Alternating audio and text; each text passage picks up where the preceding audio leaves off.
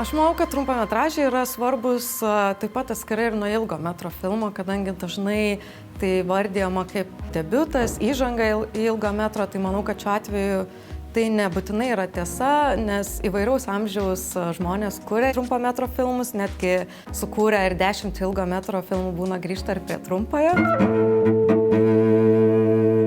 Birutės Kapustinskaitės trumpametražis filmas nominantai per ironijos kampą pateikia nespindinčią scenos ir aktorių pusę. Šakės, ką padariau. Aldona, taigi ten dar žurnalistai. Rasa, būk čia gerai. Aldona, aš negaliu čia slėptis tiesiog. Aš tu pasakiau, būk čia, supratai? Režisierė Dali Rasta 15 minučių filme Lūkesčiai ir kitos prekės kelia mintį, jog parduotuvių lentynose esantys produktai irgi turi sielą. Jėzus, kaip išgąstinai. Šiemet sidabrinę gervę pretenduoja gauti dokumentinis trumpametražis filmas Dear Dad – Brangus tėti. Režisierė Austė Urbanavičiūtė dalinasi skaudžiomis suaugusių žmonių išpažintimis. Man labai yra sunku persilaužti ir pačiai pradėti rodyti tą šilumą kitiems žmonėms.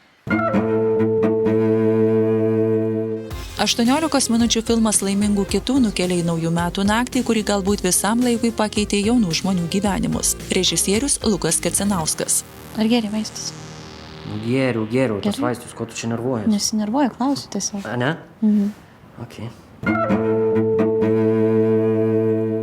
Režisierius Adas Burkšaitis filme Tušinukas kelia klausimą, kiek galima nusižengti, kai bet kokiais būdais sieki geresnės ateities brangiausiam žmogui. Nereikia čia šitų pamokslų, aš tiesiog jūsų prašau palaukti 30 minučių. Man atrodo, kad būtų labai protinga, jeigu jūs taip ir padarytumėte.